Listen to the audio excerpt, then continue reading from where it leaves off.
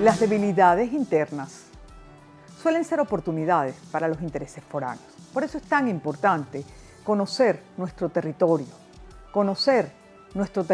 Esequibo en especial, porque es un asunto estratégico y de unidad nacional. El Esequibo siempre tiene que estar presente, tenemos que conocerlo, tenemos que saber los hitos históricos y los hitos jurídicos. Y para ello tendremos nuevamente con nosotros al doctor Manuel Doniz. Así que acompáñenme en esta conversación.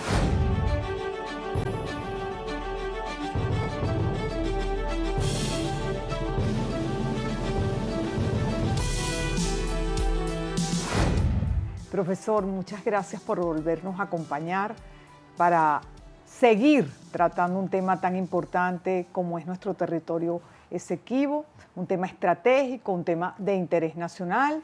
Y bueno, nada mejor que el título de su libro, de uno de sus libros, El Esequibo, una reclamación histórica. Así que de ese es el tema, el Esequibo, una reclamación histórica. Vamos a continuar. Nos habíamos quedado en la conversación anterior, la pasada semana, en la última década del siglo XIX.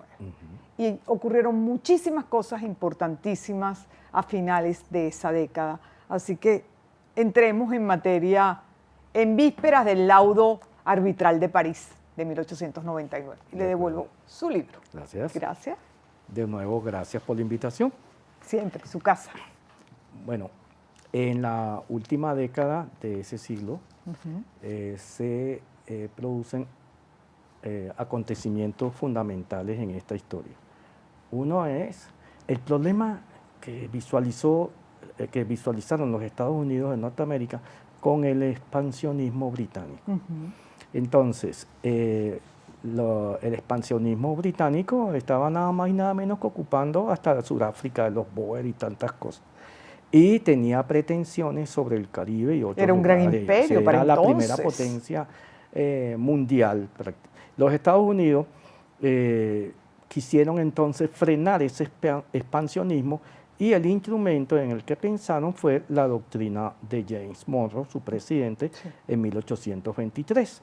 Claro, América para los americanos, ¿no? Dicho así rápidamente, ¿no? Pensando en el hermano mayor que protege y evita que las naciones europeas se inmiscuyan en América, ¿no? Bueno, el todo es que Venezuela fue obligada por los estadounidenses a aceptar el arbitraje con la Gran Bretaña. Es decir, ellos nos representaron. Pero claro, un acuerdo, un tribunal en donde Venezuela fue excluida expresamente, no participaron abogados venezolanos, ¿no? como miembros. Y la soberanía venezolana, bueno, se la mostraron los estadounidenses. Eso sí, Venezuela hasta el último momento tuvo pero muchas reservas. Venezuela dijo, bueno, un momentico, que se haga valer el principio del uti possidetis iuris. Expliquémosle a nuestra audiencia. Es decir, es la doctrina, nada más y nada menos, ideada por el libertador Bolívar, para evitar la balcanización, es decir, la proliferación, una vez obtenida la independencia de España, de una buena parte de sus colonias en minúsculos estados, como ocurre con los Balcanes, Serbia, Herzegovina, no sé qué. Dijo, bueno, que los países que fueron colonia mantengan los límites que tuvieron antes de 1810, es decir, los límites de la Capitanía General, los límites de las audiencias o los límites del virreinato. Bueno, a nosotros nos correspondieron los límites de la Capitanía General de Venezuela. Lo que usted comentó en la conversación anterior. Correcto. Ahora bien, Venezuela dijo, quisiera que estos defensores nuestros, estos abogados nuestros, tuvieran en cuenta ese principio del uti possidetis iuris. La otra cosa que pedimos es que se respete el tratado, el acuerdo de 1850. Y finalmente la cláusula de prescripción, es decir, que no se aleguen títulos en este caso por los británicos, de ocupación del territorio después de este año de 1850, cosa que no ocurrió. Entonces, Venezuela fue, si lo queremos ver sencillo, obligada de alguna forma a aceptar este tribunal de arbitraje con estas características. Sin participar. Y sin participar. Sí, ese es el punto clave, no participamos. Ahora bien, el laudo estaba, el tribunal de arbitraje, el tratado de arbitraje estaba hecho para otra cosa, estaba hecho para desconocer los intereses de Venezuela y de alguna forma fue una componenda entre los Estados Unidos y la Gran Bretaña. Como decía muy bien el doctor Ojer, Venezuela fue víctima de esta situación. Y poco, poco después los comisarios empiezan a delimitar. Claro, pero el laudo fue, imagínense ustedes, los dos abogados estadounidenses votaron en contra de Venezuela.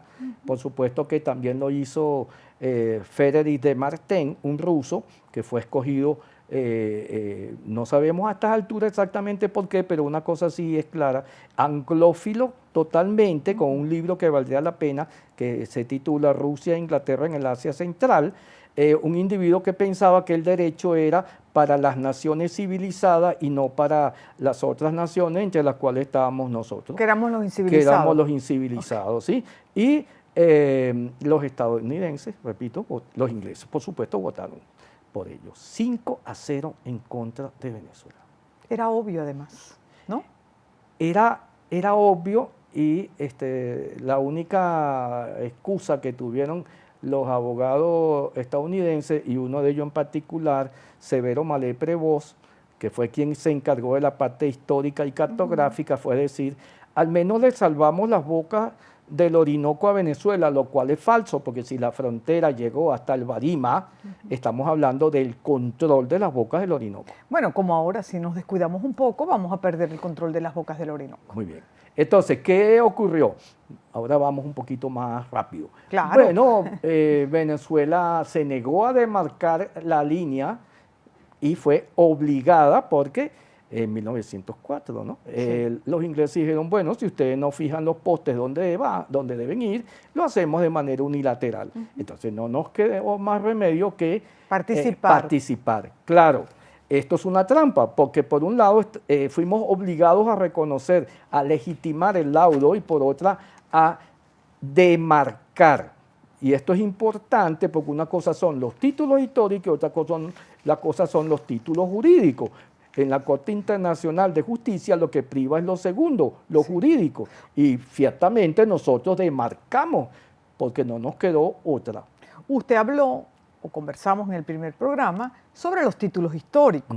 Y ahora estamos pasando a los títulos jurídicos. Sí.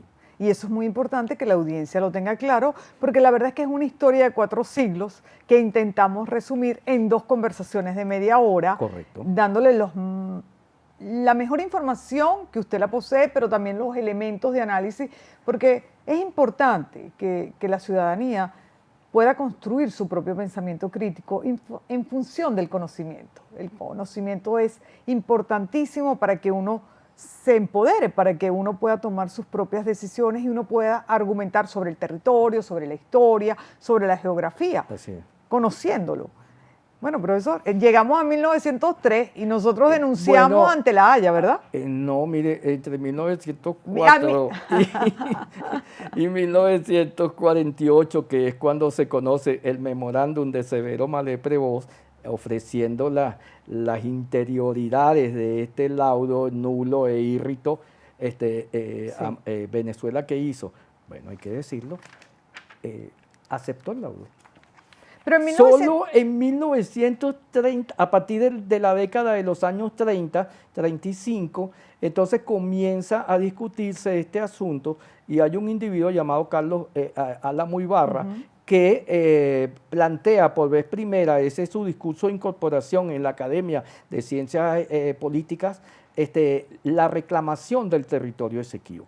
No es como se piensa que hay que esperar hasta 1949 para hacerlo, ¿no? No, y también en la década de los 40, en diversos escenarios, incluso Rómulo Betancourt y otros, en los foros internacionales en los que le tocó asistir, a los que le tocó ir, ellos comenzaron a mover este asunto. Profesor, pero no sé si estoy confundida, pero nosotros en 1903 o 1904 no denunciamos ante el Tribunal de la Haya esta situación. Sí, pero una vez más nos encontramos con un hecho como este. Bueno, ¿ustedes aceptan la demarcación o se quedan solos acá frente a la Gran Bretaña? Es decir, que hasta 1962, con el doctor Marco Falcón Briceño, no tuvimos una protesta formal. Porque son casi 60 años, sí, hasta la intervención. Sí, entonces debo decir lo siguiente. ¿Cuándo comienza o cuál es el inicio de lo que va a ser luego la protesta formal? El conocimiento del memorándum de Severo Mallet Prevost en 1949. Okay. Este señor, que fue abogado por Venezuela, falleció, pero le dejó a su amigo, Cherdin, quien tenía un bufete en Nueva York, que a su muerte le hiciera llegar a la Cancillería venezolana, al gobierno venezolano, este memorándum. Y así ocurrió. Y el gobierno de Venezuela, una vez que tuvo conocimiento, claro que siempre pensamos que esto había sido nulo e írrito, pero sí, claro, ahora con conocimiento de causa, de ahí en adelante los gobiernos venezolanos comenzaron a oficializar la reclamación. ¿Qué aprovechamos? Aprovechamos la descolonización, la pérdida de la potencia de la Gran Bretaña, el boom de los nacionalismos a consecuencia de la Segunda Guerra Mundial. Había elementos que permitían con alguna seguridad plantear estos asuntos. Y en efecto, fue bajo el gobierno de Rómulo Betancourt quien ordenó a su canciller denunciarlo en las Naciones Unidas. En el 62 que él invoca la nulidad. La nulidad. Ese es el primer escaloncito de lo que nos lleva a nuestros días. Entre el 62 y la firma del Acuerdo de Ginebra, que es en el 66, que es donde estamos ahora y es en lo que nos sostenemos jurídicamente e históricamente para la defensa de nuestro territorio Esequibo, ¿cómo llegamos al Acuerdo de Ginebra? ¿Qué pasó? Bueno, comenzaron las negociaciones. Gran Bretaña estaba próxima a darle la independencia a su colonia, ¿sí? Y las negociaciones, hubo 14 reuniones previas a esto, comenzamos a pedir la nulidad del laudo. Y Gran Bretaña dijo, bueno, cómo no, pero el que yo abra mis archivos no quiere decir que yo esté reconociendo que el laudo es nulo e írrito como ustedes pretenden.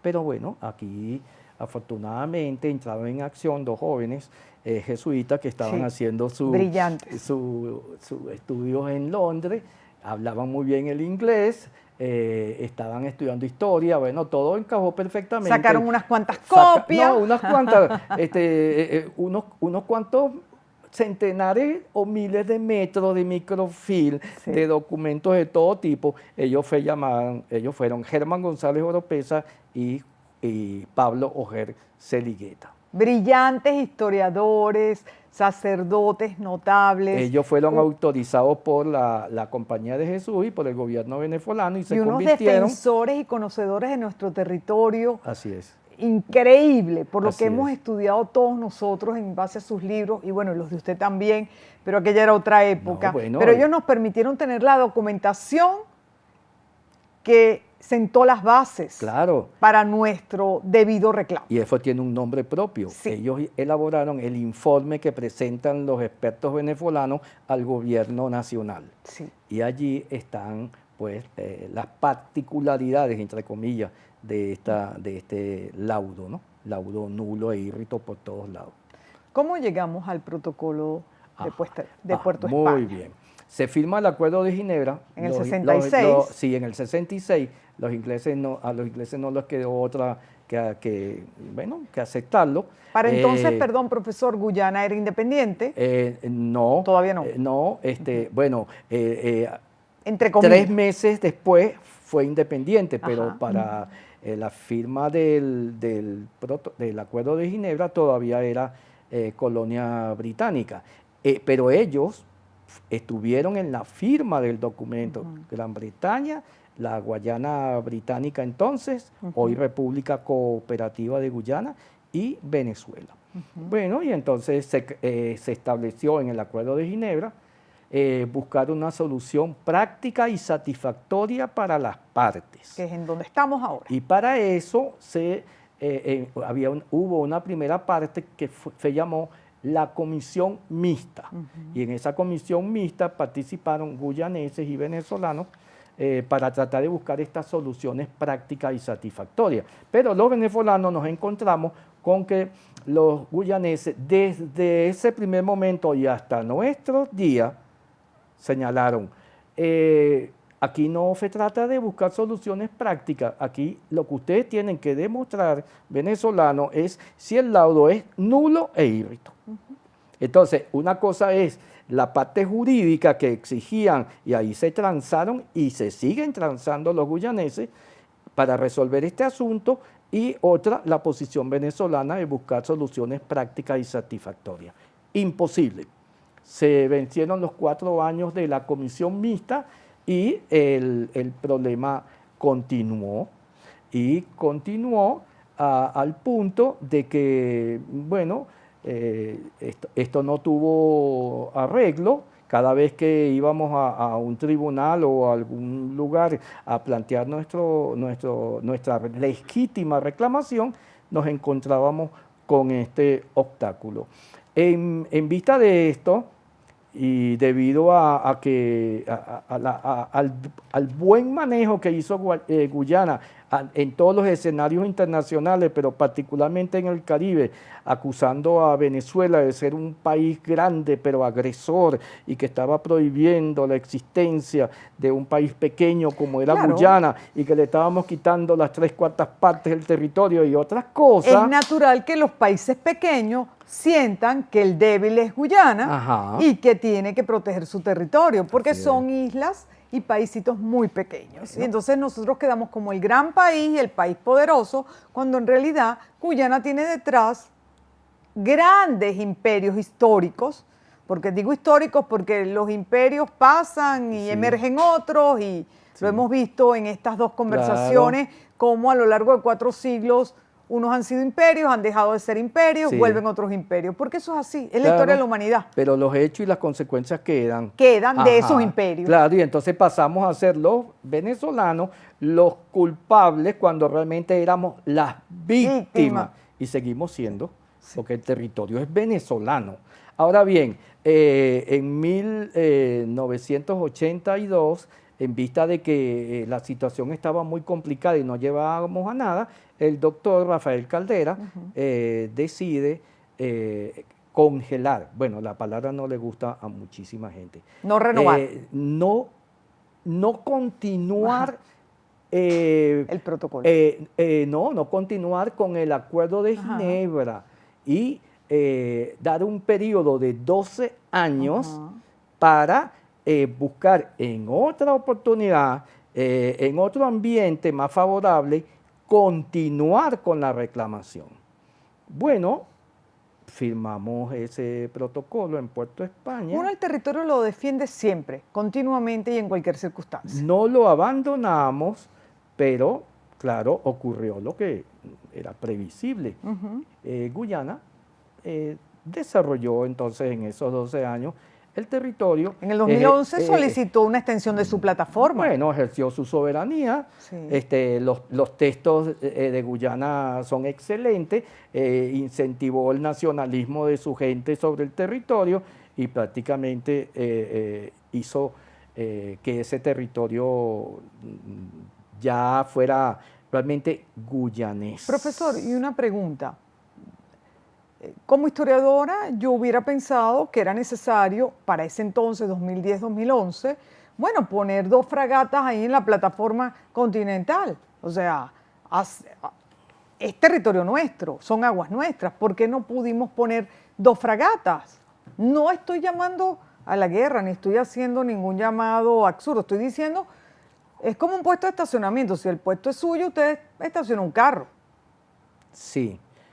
Pero debo decir que eso no forma parte de nuestra idiosincrasia como pueblo ni como venezolanos. Bueno, a lo mejor nos falta un poquito de eso. Nos falta bastante, porque nosotros vamos siempre... Del territorio se toma posesión. Sí, aquí se nos olvida, yo tampoco soy guerrerista. Ojo, pero el territorio se toma posesión. Pero Clausewitz tiene razón, si quieres la paz, prepárate para la guerra. Totalmente. Ahora bien, lo digo de nuevo, no soy guerrerista. Yo tampoco, pero profesor. Sí, hay que decirlo, tampoco una política de paz, una política esperando que la contraparte haga las cosas, no nos conduce a nada. No. O no conduce a nada. Si hay un territorio en reclamación, profesor, nosotros no tendríamos que tener adecuada defensa del territorio y de esa plataforma marítima. ¿Cómo uno defiende algo de lo cual no toma posesión? Es decir, pacíficamente, tranquilamente, pero hay cosas que hay que hacer porque ¿dónde estamos ahora, profesor? Estamos, bueno, en que el 2015 la ExxonMobil descubre petróleo en la plataforma, ¿verdad? Sí. Y bueno, y esos recursos desde el 2015 están siendo distribuidos a una población que es la guyanesa y manejados y administrados por un gobierno que es el guyanés, ¿correcto? Sí. Ok. Y si estamos en reclamación, pues lo lógico es que mientras esa situación perdure o permanezca, esa repartición de ingresos tiene que ser a partes iguales. Bueno, muy bien.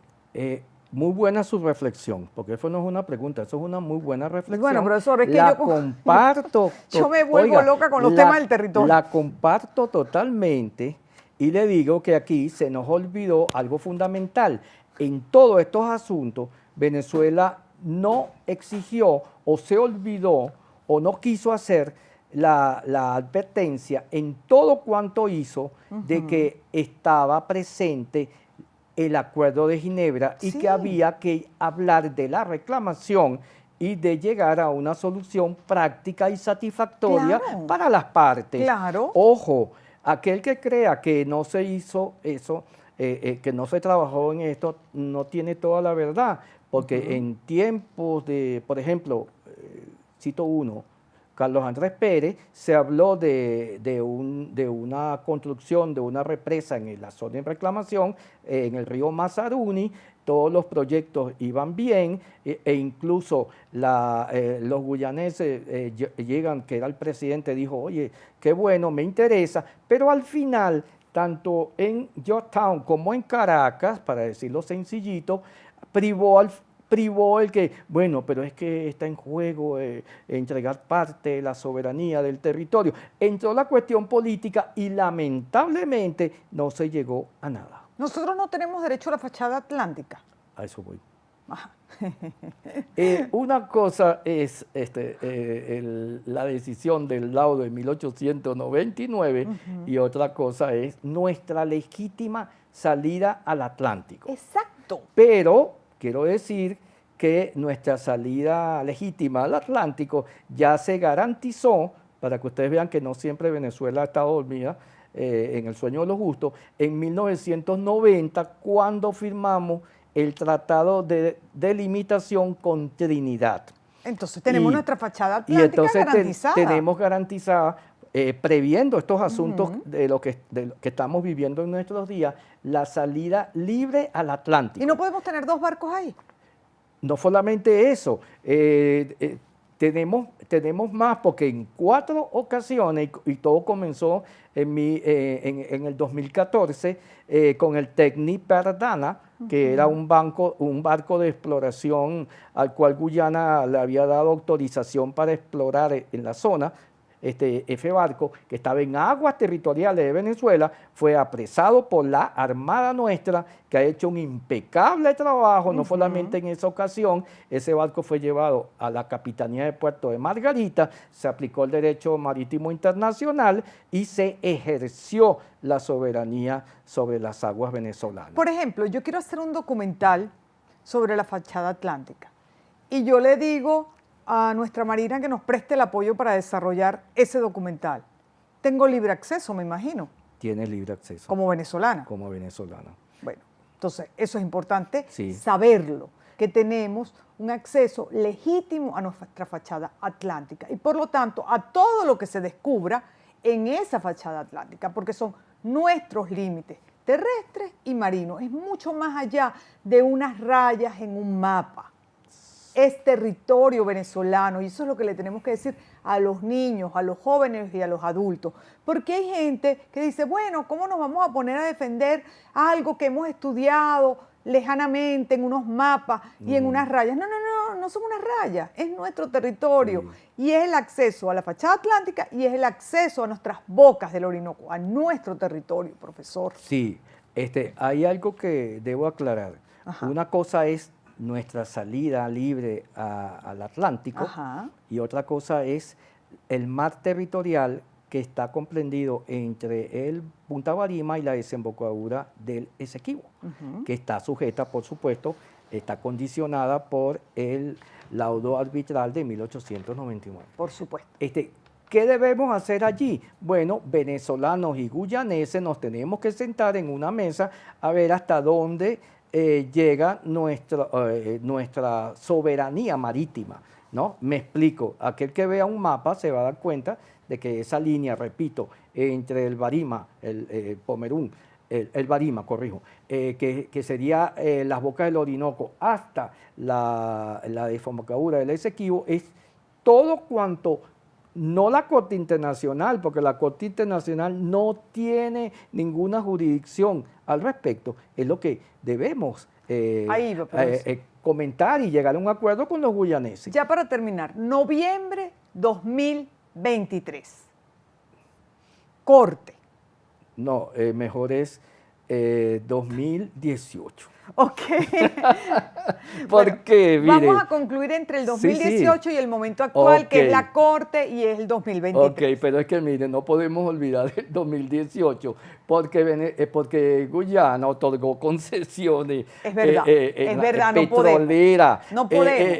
En los espacios marítimos desde venezolanos. Desde el 2015 las está entregando. Claro, violando incluso el tratado firmado con Trinidad, cosa que Guyana nunca ha aceptado porque le perjudica, por supuesto, sus intereses. Y de manera unilateral, sin consulta con Venezuela, bueno, Guyana nos llevó a la Corte Internacional. Claro, con 12 bloques petroleros que está explotando la Exxon en el territorio en reclamación. Ajá, entonces, ¿con qué nos encontramos? Bueno, con que no hicimos las diligencias para impedir que eso ocurriera. Es decir, lo digo con claridad, ¿por qué no evitamos llegar hasta acá? Llegar hasta la Corte Internacional? Llegar hasta la Corte Internacional significa nada más y nada menos para Venezuela que desconocer una política, ¿sí?, que se inicia con el Acuerdo de Ginebra, echar por la borda ese Acuerdo de Ginebra, que es quizás uno de los pocos instrumentos que todavía tenemos para hacer valer nuestra reclamación. Y claro, ahora estamos obligados, ¿no?, a responder a la Corte Internacional. ¿Qué ocurrió? Que para, bueno, beneficio de Guyana, la Corte aceptó la demanda que introdujo y dijo que era competente para dilucidar sobre los objetivos que plantea Guyana. La Corte dijo, bueno, yo me comprometo a trabajar sobre si el laudo es válido y si es vinculante. Hasta ahí llego. De ahí en adelante el Acuerdo de Ginebra no me interesa. Entonces, claro, en eso inicialmente se trabajó y Venezuela tiene hasta el 8 de abril del año que viene, 24, todavía la potestad de responder a esa demanda de Guyana ante la Corte Internacional. ¿Qué respondería usted? ¿Qué? ¿Qué respondería usted? Bueno, yo aprovecharía esa oportunidad, que sería la primera que tendría Venezuela de ante ese alto tribunal internacional. Yo haría valer nuestros legítimos títulos y sobre todo haría ver porque las razones por las cuales el tribunal de arbitraje y el laudo son nulos e írritos. Y entonces, con esos argumentos, pondría a la Corte Internacional en una actitud, ante una realidad que tendría que pensarlo varias veces para poder decidir. Profesor, yo le agradezco todo el conocimiento que usted nos ha obsequiado en estos 2 programas. Sé que lo he llevado arreado porque son 4 siglos, pero lo ha hecho magníficamente bien para televisión, porque cuando se tiene el conocimiento, pues se puede explicar adecuadamente, no importa que el tiempo sea breve. Brevísimo. No fue tan breve porque le dio tiempo en 2 programas de hablar sobre nuestro territorio Esequibo, 4 siglos, y llegar hasta el momento presente y además sugerirnos lo que usted haría como experto. Así que yo le doy personalmente las gracias por todo el aprendizaje, el conocimiento sintetizado. Mis muchachos aquí en el estudio han estado extasiados escuchándolo. Yo no sé si grabaron o no grabaron, pero ustedes lo han escuchado. Y estoy segura que nuestra audiencia agradece tremendamente este esfuerzo de síntesis y el conocimiento que usted nos ha brindado. De verdad, muchísimas gracias. No, muchas gracias a ustedes. Así que, amigos, no tengo más que decir, sino, bueno, que hablen del programa, lo vuelvan a ver, lo compartan, porque nuestro territorio es un asunto estratégico y es un asunto de interés nacional y es necesario conocer nuestra historia, nuestra geografía y defender nuestro territorio. Y uno no puede defender lo que no conoce, lo que no ama. Sí. Así que hasta la próxima ocasión. Gracias.